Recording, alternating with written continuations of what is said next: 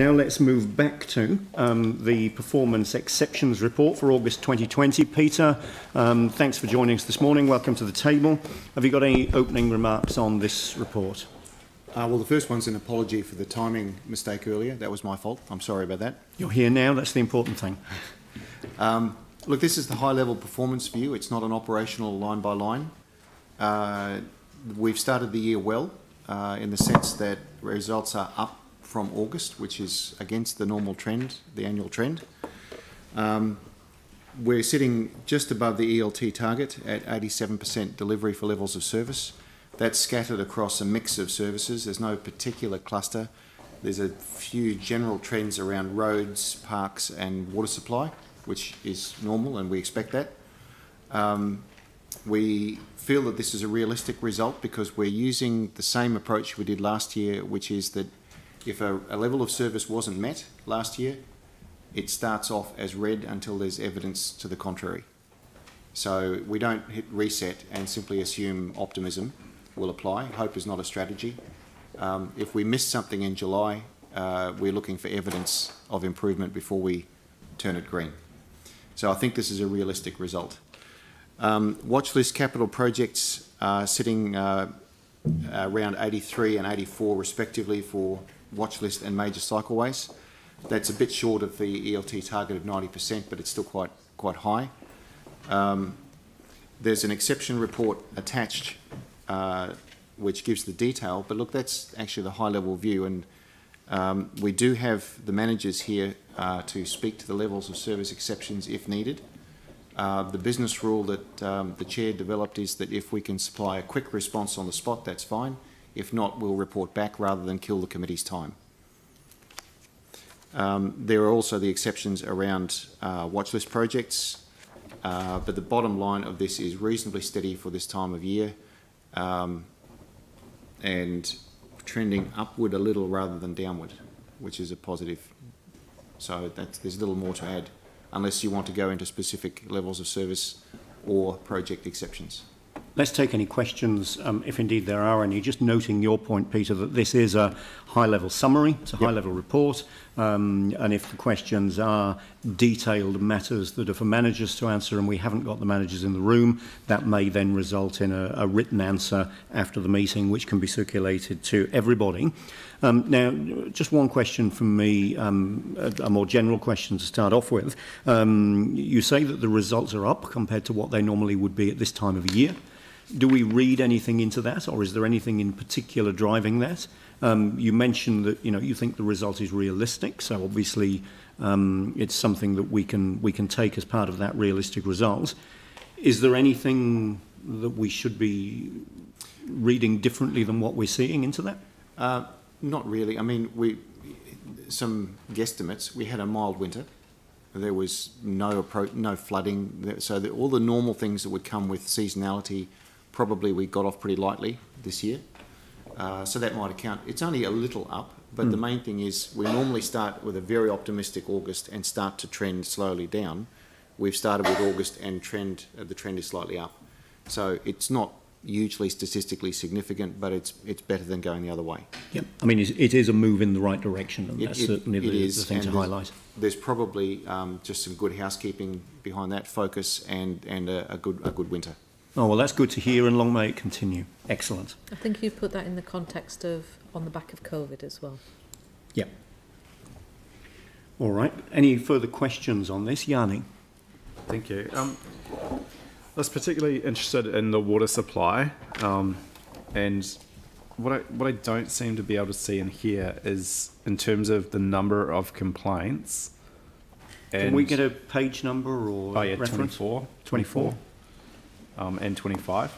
So what I'm trying to understand, and I did put a question through because I got a memo from last month's meeting, but it didn't really answer the question, and that is how many complaints are we getting? And then so it did answer that, but it doesn't tell me the time frame of resolving those complaints. And I know previously we had, I think, for urgent water response, we had something like within 24 hours or 1 day, and then for non-urgent, I think we had 3 days or something. But I just wanted to get a sense of what our actual levels of service are in terms of responding to people that ring up about water leaks, and how we're meeting those, or if we're not meeting those, what the current timeframes are for resolving. I'll have to come back to you on that then. At the moment we are meeting those timeframes, but what you're asking is the trends over the last 6 months as well? Is that what you're wanting to look at? No, I guess I was more interested in the well, the trends would be useful. I've got a lot of the statistics. We got a really good memo last year on what was being done, and it seemed to indicate that we were on top of the problem. What I don't quite understand is whether that problem is actually being gotten on top of, or whether it's actually getting worse again, and we need to do other stuff to respond. Okay, well, there's two things there. Yes, there is a continuing trend of a large number of leaks. So that trend of a large number of leaks that we need to attend to in the water supply is continuing. You will have noted that in the exceptions report there was some increase in the reactive maintenance budget, particularly around water meters. That's one of the main mechanisms by which we're trying to address that. So that's simply if we get called to a leak at a water meter, it's often on the connections on either side of that water meter. If the whole water meter assembly and those connections are in poor condition, rather than repairing the leak, we are replacing the meter and the connections so that we don't get called back a second, third and fourth time. So that is one of the big things that's going on. So that work is going on. Although the other thing that is increasing the trends in terms of call-outs is the backflow work. So we have been sending out letters to all of our commercial connections, so it's about 8,500 commercial connections, and we're getting a lot of requests back to attend to those connections as people go out and have a look at them. Yeah. So there's a couple of trends in there, but we can give you an update. I think just getting the memo that we got was pretty good, but it's just kind of updating it to reflect the information we got in last year's memo so that we can see in terms of responsiveness what's happening. And that's particularly water supply? Water supply, yeah. And there's a number of ones in here where we're still waiting for the annual result, but they've been flagged. And just a kind of general question around the kind of completion. So, I mean, it's not just for water. I think there's another comment around roads and footpaths, around number of complaints. And I'm just like, when I've put CSRs in, I'm quite surprised to get correspondence back that says, good news, your job has been completed or is in action. And so I don't quite know how we're tracking jobs that are being requested have been actually done versus ones that are actually being requested and the request has been passed on but the work hasn't been done. And so I just, from a lot of these things in terms of how we're monitoring, we've got issues with IT, the hybrid system, but I just wanted to kind of understand the confidence we can have that things aren't just being passed on to the contractor labelled as complete versus the work actually being done itself. But I think that's an overall level of service question rather than one for Helen. Look, there are actually very few levels of service that talk about CSR response rates. So when you say you don't see them here, it may be because they don't exist. There's an overall CSR response figure that comes out of, I believe, customer services. Right. But in terms of split by major business line, like water or transport, there are relatively few that are cut that way. So maybe you're looking for something that isn't actually a level of service. Oh, just if you look at Parks and Foreshore on page 28, it says 100% of CSRs addressed within priority timeframes, and it goes target not achievable. No actual remediation can be applied in case blah blah blah, and it goes on. So I'm just saying that's not consistent across all the major services. Parks have chosen to target that and be responsive around that, but that's not necessarily the case with all the big services. Can I ask that Sarah comes down and just gives an overall comment as well, please?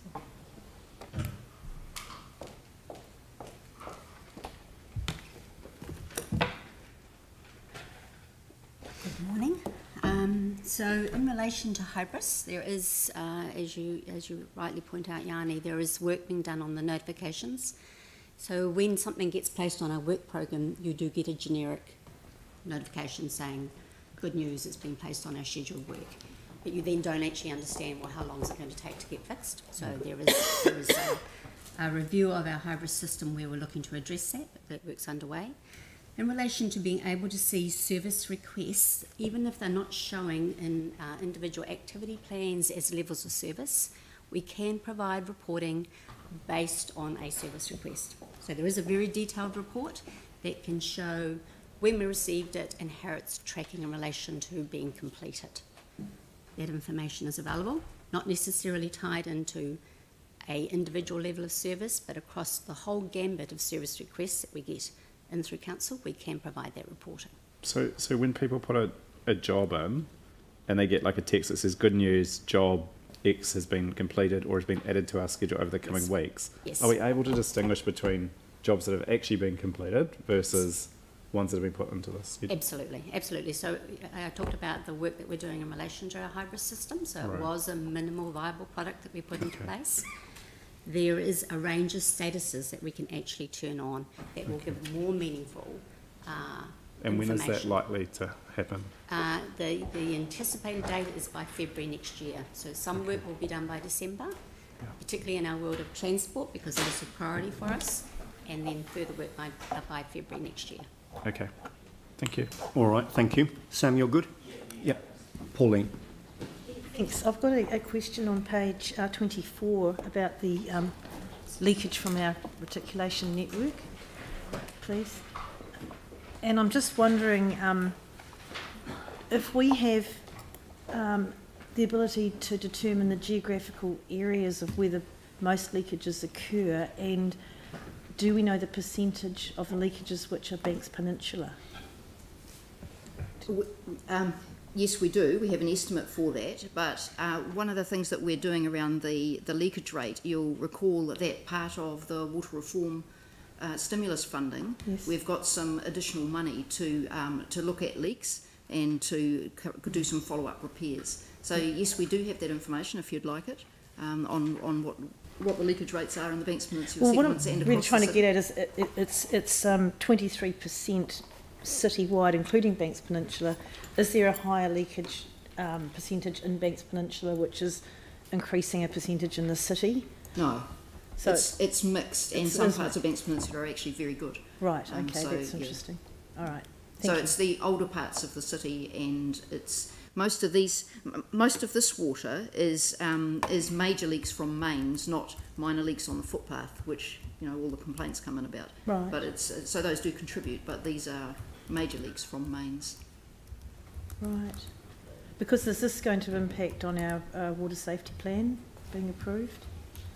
Potentially. However, it's not flagged as a high risk in our current water safety plan. No. Because, 'Cause well, obviously, as long as you have positive pressure in the main, the water is going out and there's no prospect of water coming in through those cracks in the mains. Is it possible to have water safety plans approved in zones? Yes, it is. And that is one of the things that we are looking at. Right. But that sits alongside the rezoning project. So at the moment we have 8 water supply zones across the city, and they range from very small with just a couple of thousand connections to very large. And what the water rezoning project proposes is changing those to more manageable size zones, so more even size zones, and doing better pressure management within those zones. And yes, we have looked at whether or not we then do a water safety plan for that zone. However, we will almost certainly, we will have connections from one zone to another, because that's part of the resilience of the overall supply to the city.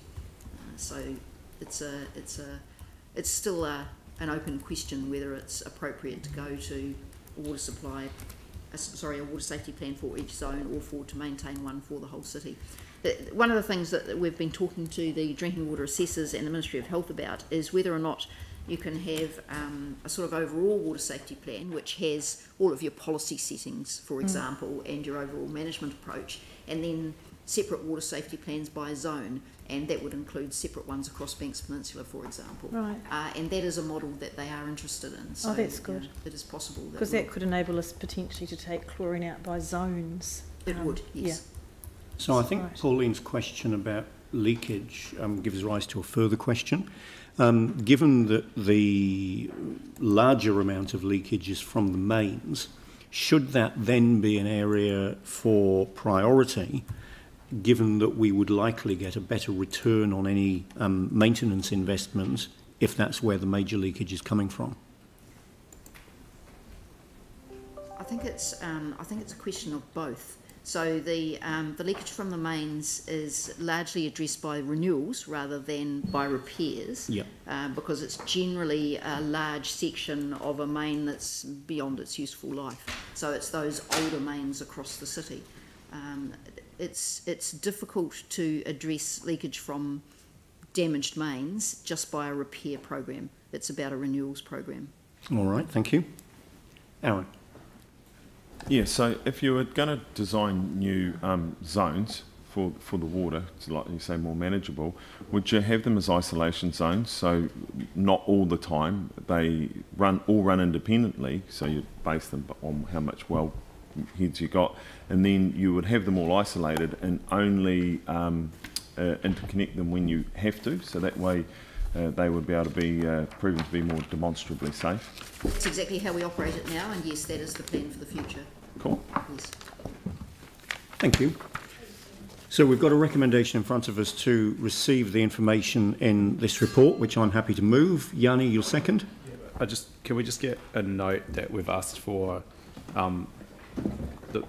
the information back on the water supply? I've reread the staff memo that's sent, and we were told that a short-term injection of resources is an obvious solution. Staff are working with CityCare to implement a plan to reduce the backlog. Can we just note that we've asked for a copy of that plan, or? I mean, I think we can be confident that we're going to get it without a need for a formal note.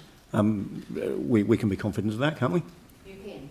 Thank you. And we'll get a breakdown of the service response times as you requested. Yep. Okay. Thank you. Thank you. Moved by me, seconded by Yanni. Is there any debate? All those in favour say aye. Against, that's carried. So now moving to, and Peter, you're already at the